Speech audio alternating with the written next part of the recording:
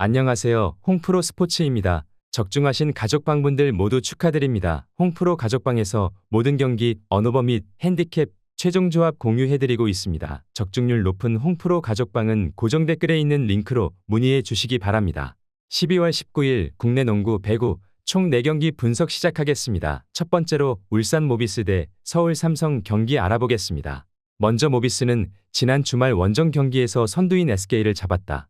경기 종료 직전 상대에게 연속 실점하며 패배의 위기까지 몰렸지만 이우석이 원희를 향해 공격적인 수비를 한 것이 효과적이었다. 인상적인 수비를 비롯해 19점을 기록한 이우석 외에도 신민석과 한호빈이 알토란 같은 3점 이방을 성공했고 프림의 공수 활약도 좋았다. 이제는 리그 선두를 노릴 상황을 만들고 홈 경기에 나선다. 이어서 삼성은 화요일 경기에서 LG에 패했다. SK를 제압하며 기세를 올린 상태에서 내심 연승을 노렸는데 마레이를 막아내지 못했다.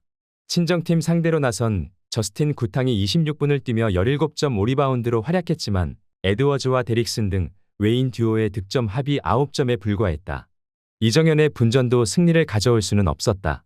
모비스는 지난 주말 SK전 승리 이후 충분히 쉬고 나서는 경기기에 타이트한 일정의 삼성 상대로 경기를 지배할 수 있다. 또 마레이 못지않은 골밑 존재감을 자랑하는 션롱과 프림이 나설 것이기에 높이로 삼성을 압도할 것이다. 이우석과 서명진 등의 경기력도 올라온 모비스가 승리할 것이다. 울산 모비스 승리를 추천합니다.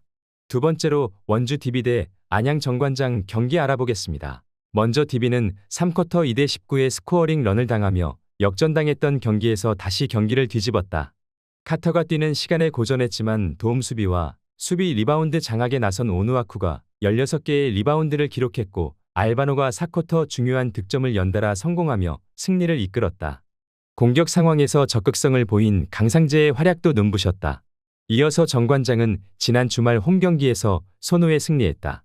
역전에 성공한 상황에서 경기 종료 직전 변준영이 스틸당하며 패배의 위기에 몰렸지만 이정현의 야투 실패로 가까스로 승리했다. 라렌이 풀타임을 소화하며 리바운드 동반 더블더블에 성공했고 정효근이 다시 한번 19점을 기록했다.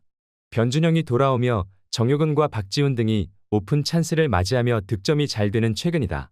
DB는 유현준이 은퇴했고 김종규가 관절경 수술을 받으며 전력 누수가 있지만 그 이후로도 경기력은 더 나아졌다.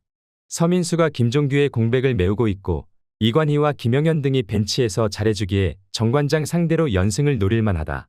알바노와 오누아쿠, 강상재의 삼각편대를 앞세울 DB가 승리할 것이다. 원주 DB 승리를 추천합니다. 영상은 잘 보고 계신가요? 핸디, 언오버 및 최종 조합 공유받아 보실 수 있는 가족방 입장 방법 알려드리겠습니다. 첫 번째로 영상 하단에 댓글을 클릭해 주세요. 두 번째로 댓글에 링크를 클릭해 주세요. 마지막으로 채팅 참여하기 후 메시지 주시고 답장 기다려 주시면 됩니다. 나가기 하시면 가족방 입장 시켜드릴 수 없습니다. 언제든 편하게 문의 주시기 바랍니다. 세 번째로 삼성화재 대 KB손해보험 경기 알아보겠습니다. 먼저 삼성화재는 지난 주말 대한항공 원정에서 아쉬운 패배를 당했다.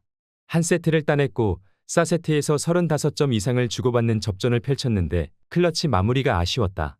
이번 시즌 최고의 선수로 평가받는 아쿠아포짓, 파즐리가 다시 한번 30득점 이상을 해주며 55%의 성공률을 기록했고 김준우와 김우진 등이 잘해줬지만 그로즈다노프와 김정호가 부진했다.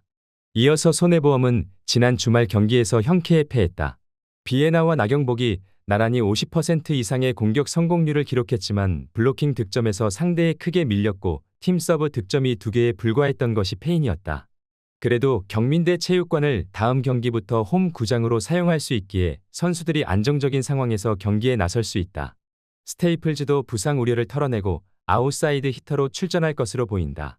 파즐리가 엄청난 경기력으로 팀 공격을 이끄는 삼성화재긴 하지만 김정호와 그로즈다노프의 기복은 아쉽다.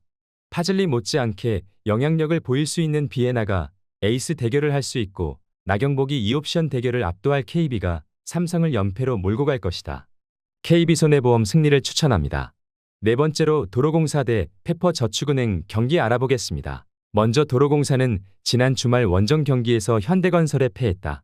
다시 친정팀으로 돌아온 타나차가 서브 득점 3점 포함 23점을 기록하며 수비 리시브도 잘 버텼지만 니콜로바와 강소희 등 쌍포 역할을 해줘야 하는 선수들이 부진했다.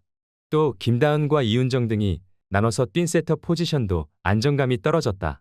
그래도 타나차가 지난 시즌보다 나아진 경력을 보이는 데다 배유나도 컨디션을 끌어올렸기에 홈에서 분위기 반등에 나선다. 이어서 페퍼는 지난 주말 홈 경기에서 GS를 완파했다.